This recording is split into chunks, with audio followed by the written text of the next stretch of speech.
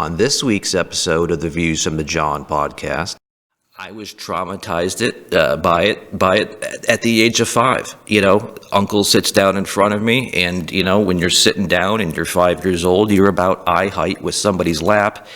When you're wearing short shorts and you're a little overweight with no underwear and you go to take a seat, chances are on a dude, your nuts are going to spill out. And this guy's nuts would spill out everywhere he sat. This podcast is like my sex life. I'm in and out quick. It's pleasurable for me, but not pleasurable for you. That's this week's episode.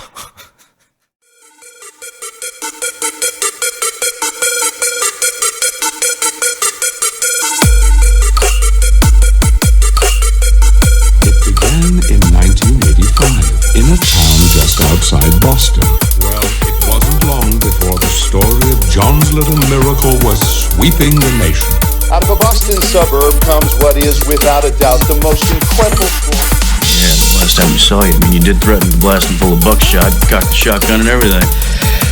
Yeah, well, what can I say? John just has that effect on people. Yeah, I guess he does. Big warm welcome for Jon Arez!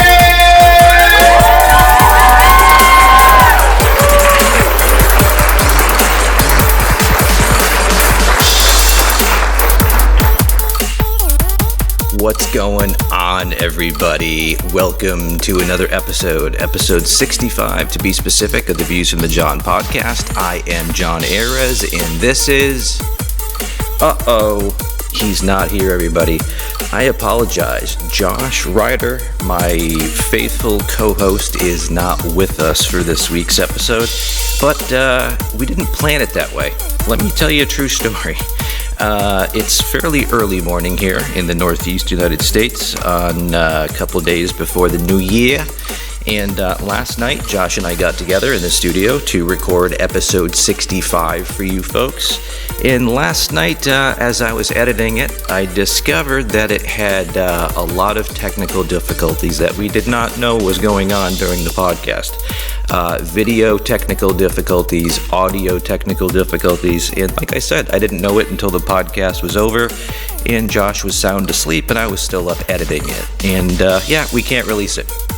And because of scheduling and all that kind of stuff, we can't get back in the studio to do a reshoot. So here I am, kicking it old school. It is the Views from the Jon podcast. I started this bitch on my own, and I guess we are going to do the last episode of 2020 on my own again, right? It's the Views from the Jon. I'm here. I'm Jon Solo today. Kind of like Han Solo, but instead of Han, it's Jon Solo, because I'm here by myself. This is how we started this shit, and I guess this is how we're going to end 2020. Just doing this shit, just me, you, and the camera, and our imagination. So anyways, we will welcome Josh happily back on the show next week, and we will cross our fingers that there's no more technical difficulties, all right? Listen, I want to give a quick shout out to all of you out there watching or listening. Since I started this program in the late fall of 2019, our subscribers and streams had kind of, been going slightly uphill, a slight 5-degree incline.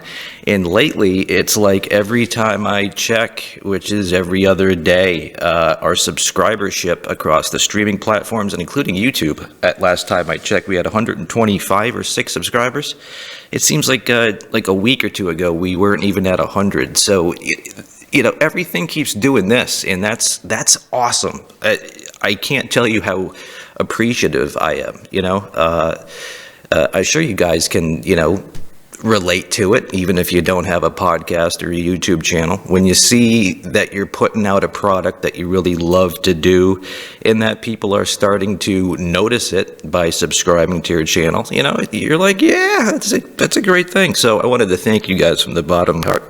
So anyways, this is going to be a weird episode. You're probably noticing a different camera angle, the lack of a co-host. And I haven't done this, solo in quite a while, so it's going to be interesting. So we're just going to have some fun with it, and we're going to wing it. So let me see. This is going to be story time. I have a bunch of random stories, starts of bits that I haven't taken to the stage yet because the COVID lockdown has been very crazy for stand-up comics like myself, especially newbies like myself that weren't established yet. So, but things are slowly starting to trend in the right direction. So, I'm gonna treat this episode like I used to treat my podcast, like it's an open mic, except now instead of having one person in the crowd, being Josh, not laughing at me, I get to have nobody in the room, so I don't feel as bad when my material just completely bombs, And maybe that's the problem. Maybe the problem is I think I'm funny, but I'm actually not funny whatsoever, and I have no business doing this, and I just haven't got it yet.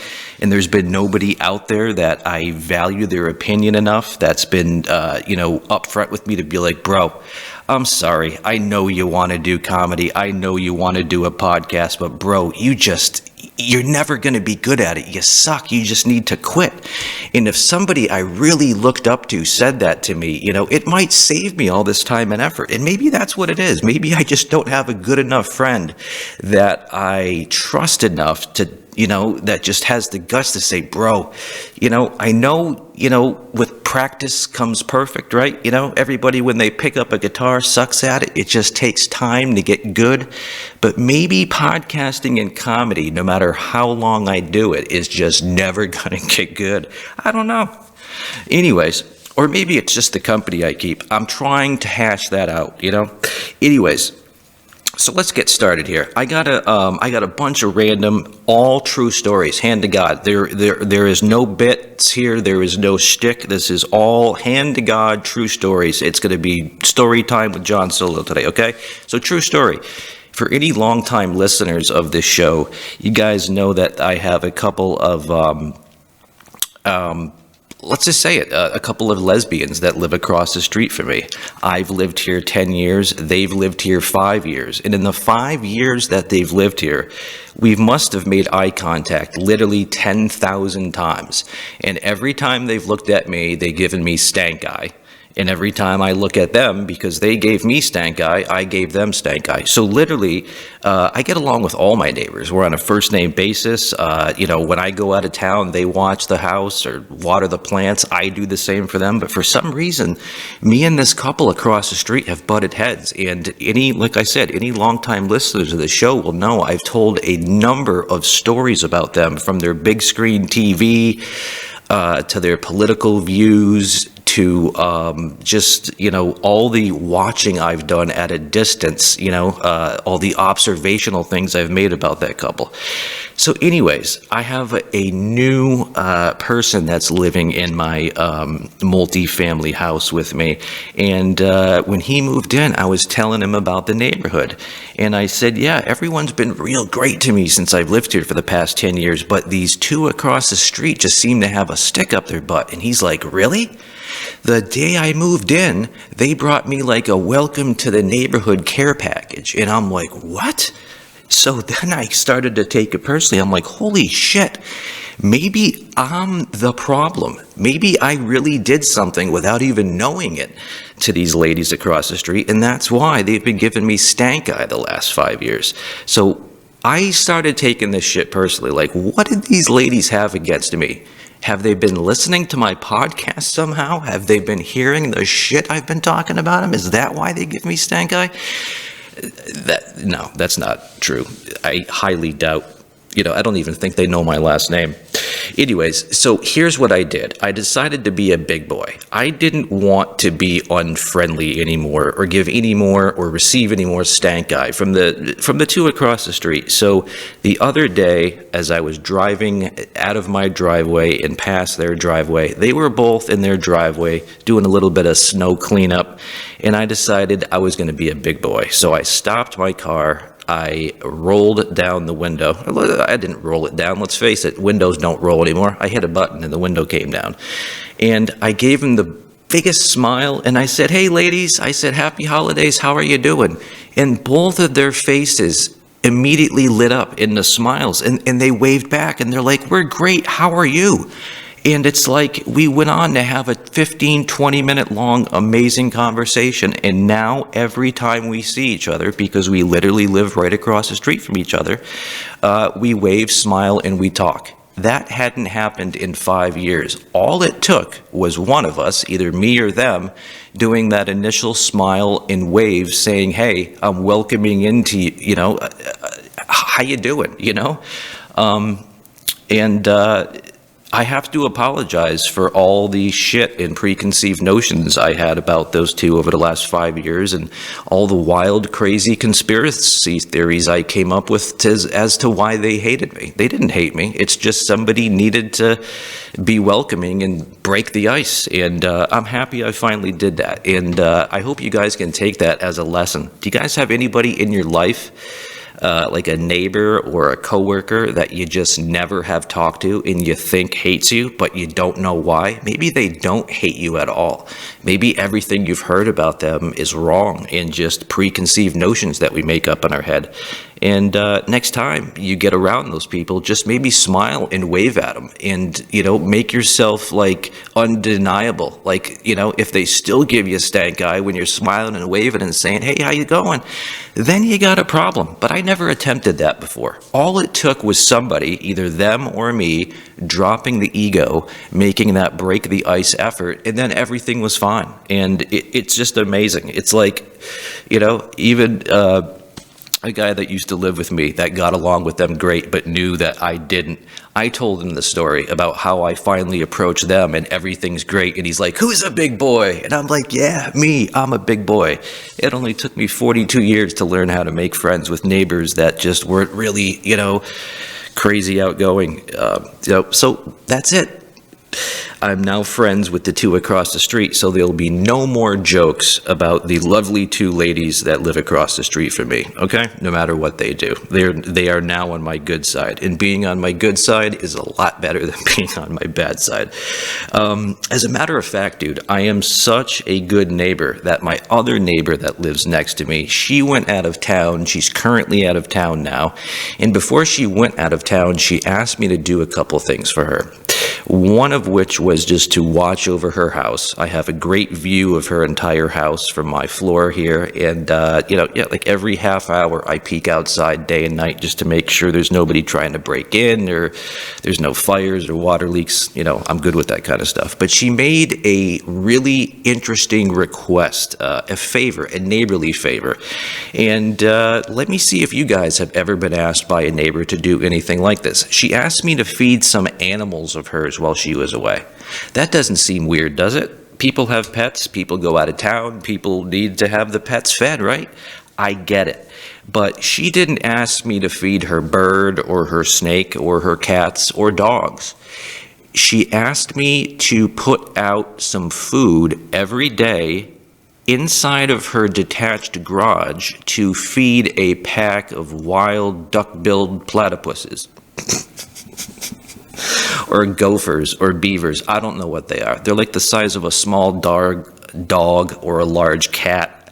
I don't know what these things are, but they're wild animals. I'm not sure you're supposed to feed wild animals, but I live in an extremely liberal city, which is fine. I'm okay with liberals as long as they're not acting like Karens and pushing down their ideologies down my throat and letting me live and have my own opinion. I'm fine with anybody. So anyways, so yeah, because we live in a liberal city with a lot of people like this, it's not too crazy of a request to leave food out for the neighborhood wild animals. So that's what I've been doing. Even though it's wild that I go into her garage every day and put out a can of wet cat food, a bowl of dry cat food, and a fresh thing of water, just like I'm leaving food for her dog. But what happens is when I leave that garage at some point in the night, a family of gophers or beavers or duck-billed platypuses come in, and they're the ones eating it. So I don't know. Obviously, she thinks she's doing a good deed by, playing hibachi chef to a group of wild animals in the backyard. It is a pretty crazy request, but you know what? That's the kind of neighbor I am. If you ask me to put food out, no matter who's eating it, if you need the food put out, I will put it out. That's the kind of neighbor I am. All right, moving on. Next story. This is a story that I kind of forgot about. And once you hear the story, you're going to know why I forgot about it, because it's not something that you really want to keep fresh on your mind. But it is hilarious. New Year's Eve, I was hanging out with some family, having some drinks, and of course that always sparks memories of Christmases past and family get-togethers. And I was reminded of a great uncle I have. Not a great uncle, meaning like, great grandmother. I just mean like a fantastic uncle. I don't know if this uncle has ever listened to my show. If he ever does hear this, know that I love you. I've always thought you were a great uncle and a great guy.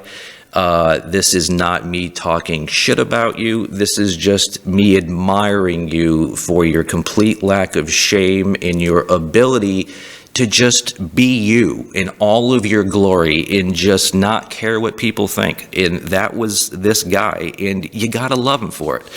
But I want to know if you guys have an uncle or a family member that would just let their stuff spill out of their shit and just not care. And what am I talking about? This is the uncle that would wear shorts year-round, even in the middle of winter in Boston when it's 5 degrees below zero. This guy was rocking shorts throughout the 70s, 80s, and 90s. And he wasn't just rocking shorts like cargo shorts or normal shorts, Tommy Bahama shorts. No, he had on like those 80s basketball, super tight, nut-hugging shorts. And this uncle didn't like to wear underwear, apparently. So there really isn't anybody in town that hasn't seen my uncle's nutsack spill out of his shorts when he goes to sit down. I was traumatized by it at the age of 5. Uncle sits down in front of me, and when you're sitting down and you're 5 years old, you're about eye height with somebody's lap. When you're wearing short shorts and you're a little overweight with no underwear and you go to take a seat, chances are on a dude, your nuts are going to spill out. And this guy's nuts would spill out everywhere he sat. There ain't a person that don't know my uncle that hasn't seen his nutsack. Even though they didn't ask to see it, it just spills out of his shit. And I want to say he's been called out on it before, like, hey, uncle, your nuts kind of spilled out of your shit. You mind tucking that back in so we don't have to look at it? And I really want to say, and this is why I respect the guy, he's like, you know what? I got a sack. It's spilling out of my shit. I apologize. There's nothing I can do about it. If you don't like it, then quit looking at it, And you got to respect that, I guess, It's no different if you had an auntie and every time she came over to a family function, her boobs would spill out. And then people would be like, whoa, and when you called her out on it, like, auntie, can you tuck those back in? She's like, listen, they're spilling out of my shit. There's nothing I can do about it. It just is what it is. If you don't like looking at my boobie, then don't look at it. Nobody's asking you to look at it. But it's kind of hard not to notice your uncle's nuts spill out of his shorts. And I believe to this day, he could still be spilling his shit out of his shit. And you know what? Props to you, Uncle. Uncle, you know who you are. So yeah, you guys know anybody like that? I don't know. And you know what I just realized? The next thing I was going to talk about, I don't even have with me. This is how unprepared. I wasn't prepared to do a podcast this morning on the fly. But hey, this is where the magic happens, right? So anyways, I was shopping the other day, and I needed more, what I like to use, there's no reason you need to go out and get 15 different products for the shower, right? I like to use a shampoo, conditioner, and body wash. It's all the same thing. Like, I don't get why somebody would go out and spend $5 on a bottle of shampoo, another $5 on a bottle of conditioner, and then another $5 on a bottle of body wash. It's all pretty much the same. So I buy the one bottle for like $4.99, and it's the shampoo, conditioner, and body wash all in one. It's great. One bottle handles it all in the shower, right? So the story goes is as I'm in the store and I'm looking at my list of things I need to buy, I wrote down that it's Dove body, face, whatever wash for men. That's what it's called. Dove is the brand or the company, and the product literally is called Dove for Men. There's a whole product line that they say is for men. Now, normally, that wouldn't even trigger a thought in my head. Dove for men. They probably make Dove for women. But this new leftist, far leftist push that makes you want to see racism and sexism and all the isms in a piece of toast or everywhere you look, it's starting to spill into somebody like my life that's really rational thinking. I'm a registered independent. I don't lean left or lean right. I lean towards compassion, empathy, understanding, leadership, facts, statistics, the stuff that doesn't lie, okay? But this leftist movement to be ultra politically correct, to not see sex, to not see gender, it's become so crazy that it's making somebody like me actually see that kind of shit when it doesn't exist. So when I'm shopping for body and face wash from Dove for men, my brain now goes, what do you mean for men? Dove for men? Why can't it say Dove for people? Why is it just, I cannot believe that there isn't a movement, or maybe there is on Twitter, of feminists or people trying to cancel Dove, the company, because they sell a product line that says Dove for men or Dove men. Why are they being so exclusive? Do you mean to tell me that if my girlfriend, or whatever you want to call her, were to go into my shower and she uses my Dove for Men body wash, that it's going to make her skin melt? Because she's not a man, she somehow can't use it? That's the logic that has been pushed down my throat. So when I see a bottle that says for men, or for women, or for this person, or for that person, my mind immediately jumps to sexism. This is what you've created. And I'm a rational thinker, but I don't think of it in the sense where I'm actually going to start hashtagging like cancel Dove now. I don't give a shit if the product says for aardvarks on it. I'm still going to buy it. I don't care who it says it's for. I just like to point it out and make fun of it. So yeah, even though the left has now triggered this new trigger system in my mind to see things like see people's race when I never saw race before, never gave a shit, but now you have to be aware that this person is black, this person is Indian, this person is Chinese, this person is white, this person voted for Trump, so that means they're racist, this person voted for Biden, so that means, I don't know what it means. Yeah, that's what you've done. So congratulations, everybody. Activism really worked, evidently. All right, next topic. And this is a God's honest, true story. Like I said, everything I'm telling you on this show is true.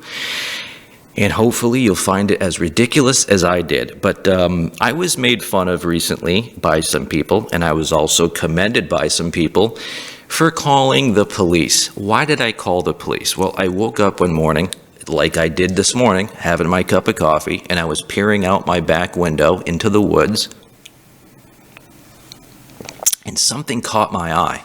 It looked like there was a dude in a sleeping bag leaned up and sleeping against my tree, maybe like 3 feet into the tree line behind my property, about maybe 100 yards from me. I took out my binoculars, and even with my binoculars, it really looked like there was a dude in a sleeping bag out there. We do have homeless in this city, and they're starting to spill into the upscale neighborhoods where I hail from. I'm just kidding. That's a bad joke. Anyways, homelessness is a problem. Drug addiction is a problem, and it's starting to spill even into smaller communities outside of Boston. And so anyways, I went into my backyard, and I approached this guy who I thought was homeless, and he was sleeping. And as I got closer and closer to him, are you fucking kidding me? Sorry, everybody. I'm recording the video with my iPhone 11 Pro Max Plus, and I literally had everything turned off but an alarm that was set for 11:30 this morning. So that literally just stopped me in my tracks and it stopped the video. So now I got to start back up again. So anyways, as I was approaching what I thought was the body of a homeless guy, and I was like yelling for him to wake up, he wasn't waking up, which instantly made me think that now he was deceased. And that's not a good thing either. I thought I had a dead homeless guy in my hands. And rather than going up to the dead homeless guy to check that he was dead or even homeless or even a person, I got the advice of some people, and it was probably not best to walk up on a crime scene if it was, so I called the police. And 18 minutes later, a nice officer showed up, and he approached the body, and it was determined that all it was just a bag of trash. That is right, ladies and gentlemen. I called our defunded local police department for a trash bag. And I'm telling you, that if our police department wasn't defunded, maybe it wouldn't have taken them 18 minutes to respond to reports of a trash bag. But that's right, I called the police on a trash bag. We ended up taking care of the trash bag, and I was made fun of for it by some people, and other people said, hey dude, even though it is kind of funny that you called the police on a trash bag, you shouldn't have been such a pussy and just walked up to it, and then you would have realized it was a trash bag, and then you wouldn't have had to burden the police with reports of a trash bag. I get that angle too, but even the captain of the police force said he would have done the same thing, and I tend to take his word for it because he is the captain. All right, guys, buckle in, because this next true story is going to get a little bit graphic and disgusting, but maybe you can relate. It has to do with pooping. Everybody poops. I know some people don't like to talk about bowel movements, but, bowel movements are such a big part of my life, in your life. Everybody poops. Nobody likes to talk about it, so we're going to have some fun with it. And I'm going to tell you the worst I ever got backed up. And what do I mean by backed up? I mean constipated. And maybe some of you out there can relate to this. I had back surgery once, and for anyone who's had surgery in the last 10 or 15 years, there's these amazing thing called opiates. Yes, narcotic painkillers. And one of the few bad aspects of narcotic painkillers is they pretty much shut down your colon and your large intestine. Like any bit of water or lubrication that's supposed to be in that intestine, that medication sucks out. When you're supposed to poop like this soft consistency type of poop, it just, basically, I should have been a doctor, dude. If you guys understand the large intestine or how the waste management system in our body works, there's something called peristalsis. And what peristalsis is the contractions of our large intestine, which is what, almost like how a snake moves. That's what's pushing the poo and shaping it eventually down your, poop chute and out of your body, right? So when you take a narcotic painkiller, it basically paralyzes your large intestine. There's no more peristalsis going on, so the poop doesn't move, so it gets very, very hard, and it also takes all the water and lubrication out of your large intestine. So, like, the shit in your intestine just doesn't move, and there's no lubrication, Like, take a PCV pipe. Am I saying that? PCP pipe? PVC pipe? A plastic pipe, right? And you pack it with mud. And, if you let the mud get hard and you don't have any water in there, chances are, even if you turn the pipe upside down and you shake it, it's not coming out, right?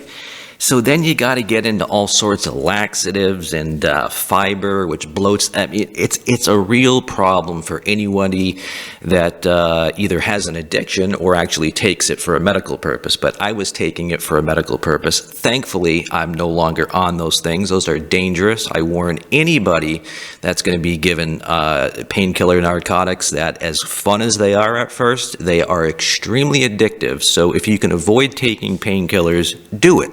Unless you want to become an addict, which is a real possibility. Opiate abuse and what do they call it? Addiction is a real problem in this country.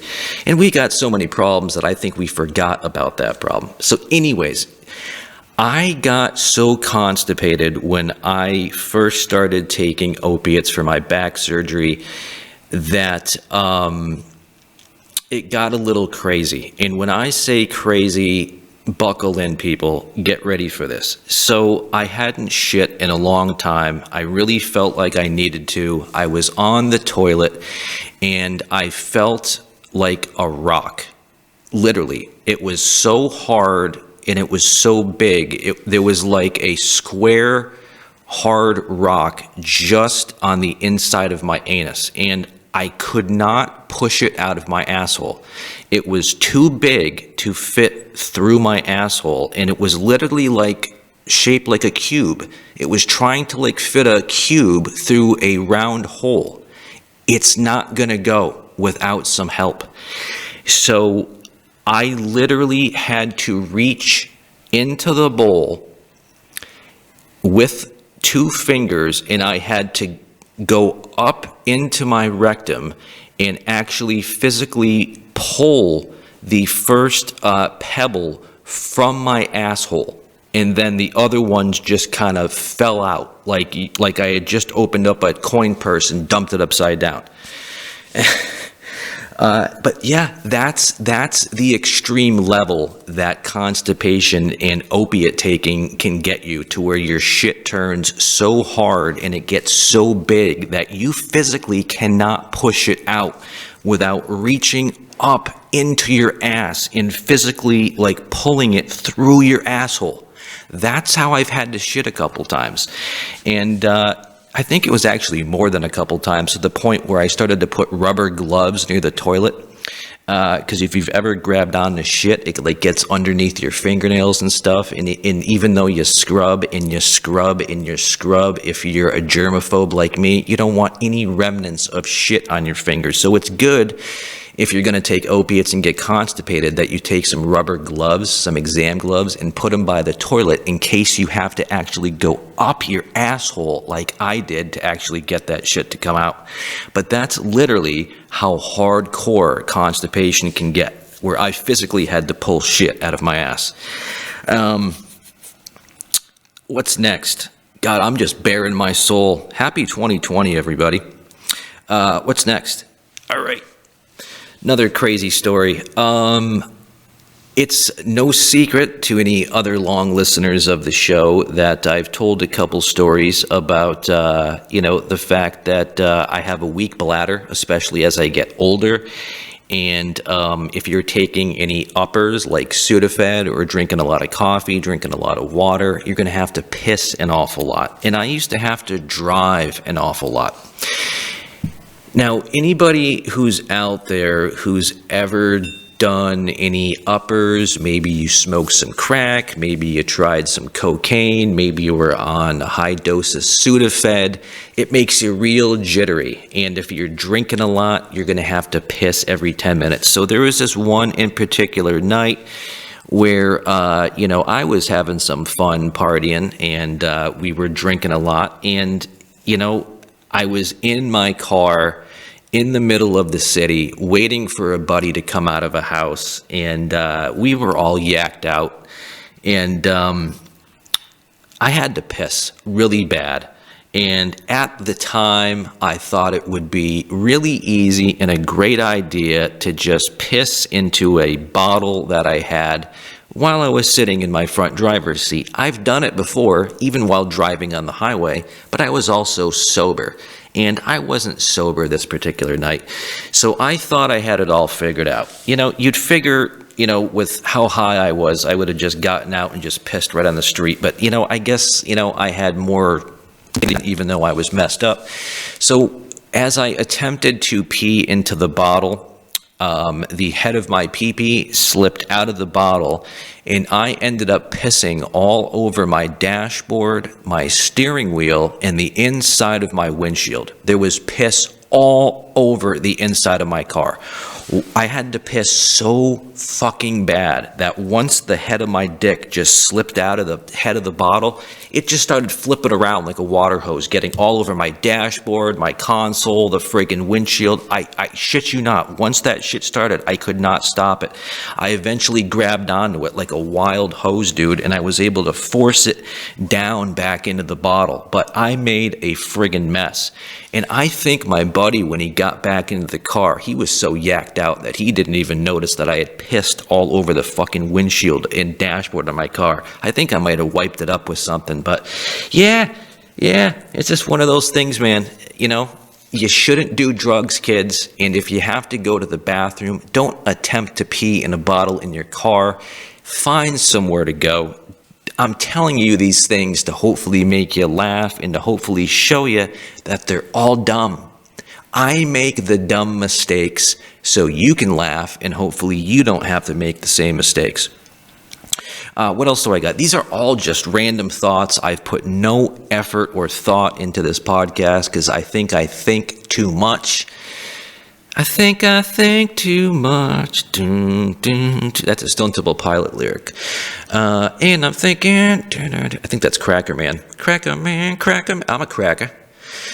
I am a cracker. We need to bring that back. Whitey, cracker. I love those terms. Those are terms of endearment for me. So I just have random shit that I have written down here. I was in New York City last year, and I was laughing at the fact that they had an Applebee's in the middle of the city. Like, who goes to Applebee's or McDonald's or Subway when you're in a gigantic city like New York City? Do you guys understand the level of restaurant and dining? This is pre-COVID that existed in a major city. I don't care what city you're in. Houston, Dallas, Philadelphia, Boston, Chicago, LA. There are so many great restaurants. So when I was in the city last year before COVID broke out, there were so many frigging people that were in the Applebee's when New York has like 100,000 amazing dining options, and you're going to go to Applebee's or McDonald's? I don't get it. I seriously don't. True story. And it takes a pretty sick, twisted mind to even think about this. You've probably done it before or seen it before, but just listen to what I'm about to say. This really happened. I can't say it happened to me, but it happened to a really funny uncle I have. Not funny like, he's funny. I mean, like laugh out loud type of funny. But he legitimately and innocently, but then immediately after he said it, he saw the irony and the funniness of it, and I still remember it to this day. He was in a Japanese restaurant, okay? We love Japanese food as Americans. Chinese and Japanese food, amazing. Indian food, not so much, but I love Japanese and Chinese food. So we were in a Japanese restaurant, and the Japanese waiter was taking our drink order, and my uncle ordered a Pearl Harbor at a Japanese restaurant. Anybody find the irony in that? The Japanese bombed Pearl Harbor. There's a drink called Pearl Harbor. So is it okay to order a Pearl Harbor at a Japanese restaurant, or is that insensitive? You be the judge. Moving on. I'm just going to read what I got written down here. These are all random thoughts that at one point popped into my mind, went into a note on my iPhone, and I'm literally just going to read them out loud for you. It says here, do you know by 2025, it'll be 25 years since the year 2000? In 2025, it'll be 25 years after the year 2000. Amazing, huh? I seriously have thought about doing this. And this is probably a really corny cookie cutter joke, but I'm not joking. I'm at the point in my life where I'm tired of being serious because I've been so serious my whole life that I've lived like 10 lifetimes of like seriousness. So I'm taking everything as happy-go-lucky, unseriously as I can. Life is too short to get, serious about stuff. So I try to have fun with everything. And I've been thinking about changing my name from Jon Arez to Justin Time. Justin spelled the same way you would spell Justin, but Time, spell it Tyme. So that way, when people see me, they can be like, oh my God, you're just in time. And I'm like, yeah, that's me. I'm just in time. And I know that's a joke that, 5-year-olds probably think of, but I literally want to go down and legally change my name so I can have a badass name. Like, look, everybody, it's just in time, I think that would be friggin' great. And I would even take it a step further. I would give myself the middle name of Danica. So my full name would be Justin Danica Time. Welcome to the stage, everybody. Justin Danica Time. And everybody would be like, what are we just in the nick of time for? It'd be like, no, this guy's name is just in the nick of time. That's what I want to do. I really want to do it. I've talked about this before, but I like to sneeze at everything, especially in the middle of a pandemic, because when you sneeze, people look at you like, holy shit, is this guy carrying the Rona? So if you cough or sneeze now, everyone looks at you like, holy shit. It's almost like you just yelled out the N-word. Everyone's just like, what did this guy just do? But what I'm trying to tie into that is growing up, I heard this saying so many times that like, hey man, that's nothing to sneeze at. That guy, he's nothing to sneeze at. That show, it's nothing to sneeze at. And what do they mean by it's nothing to sneeze at? Well, what they're trying to say is, hey man, you shouldn't diss that person or that show because it's pretty good. It's nothing to sneeze at. Meaning like it's nothing to like talk shit about. And like, have you ever objected to something by sneezing at it?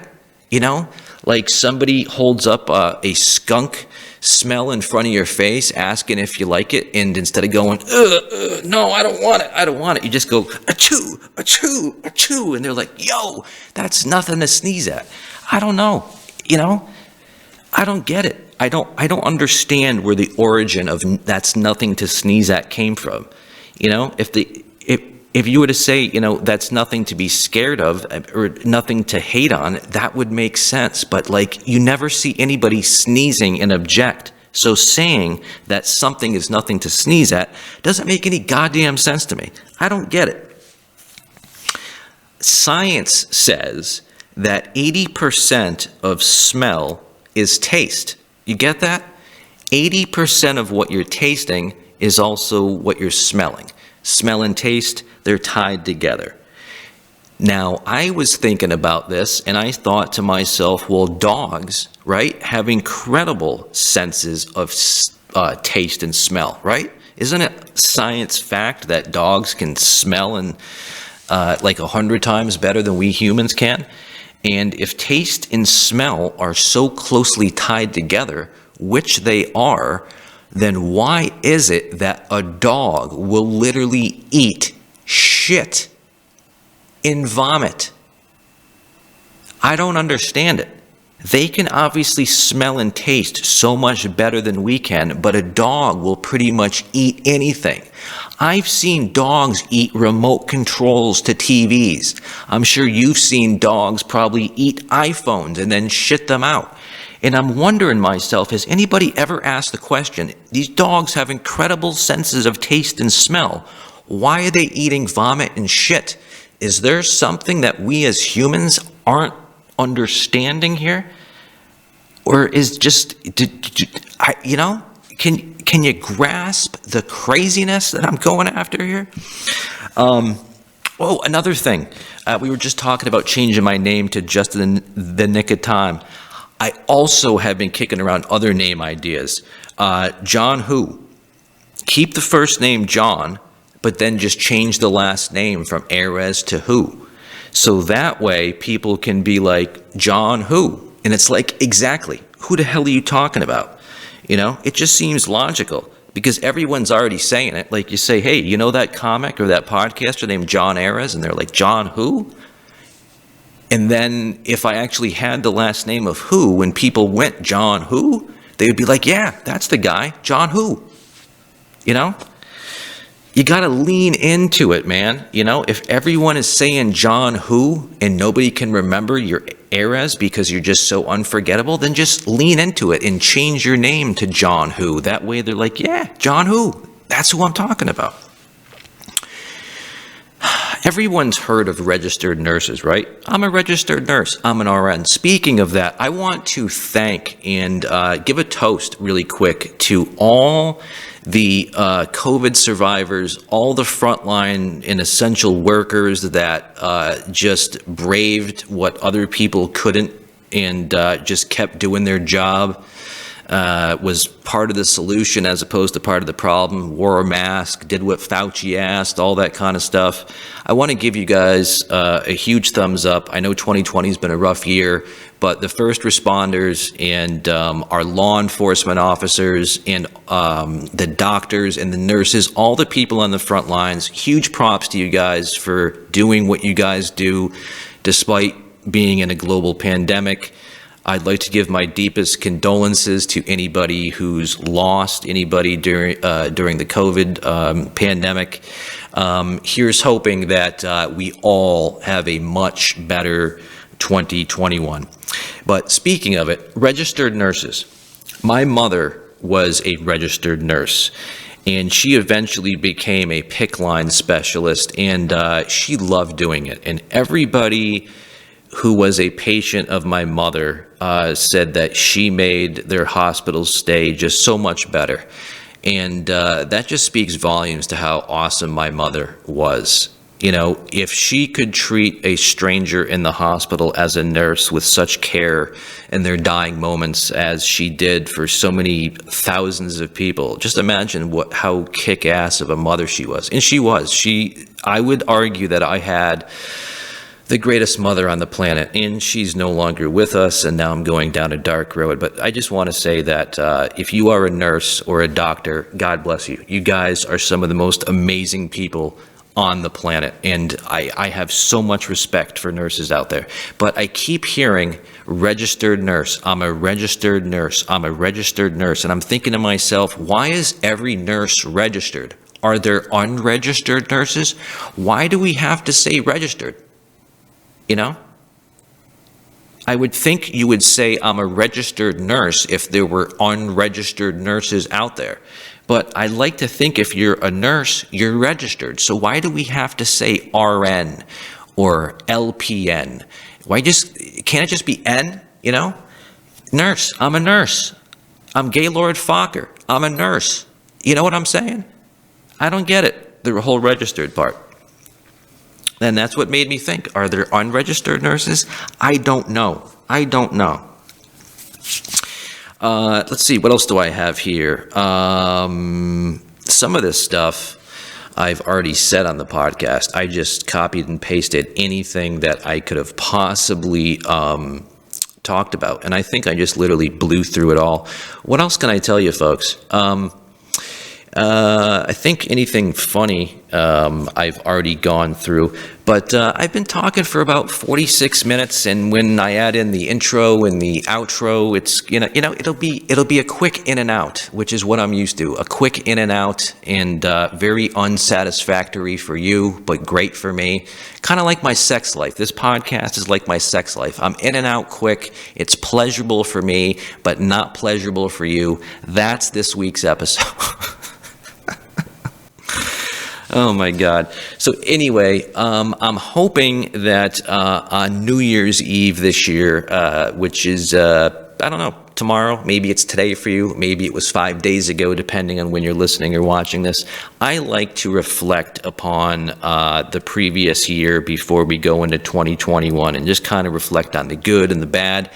I don't really want to get into the bad. Everybody knows the bad this year, especially in the United States, was the pandemic, the elections, the fake news, the fighting, the protests, the violence. It was a lot of people lost their lives. A lot of people lost their businesses of 60, 70, 80 years due to the restrictions.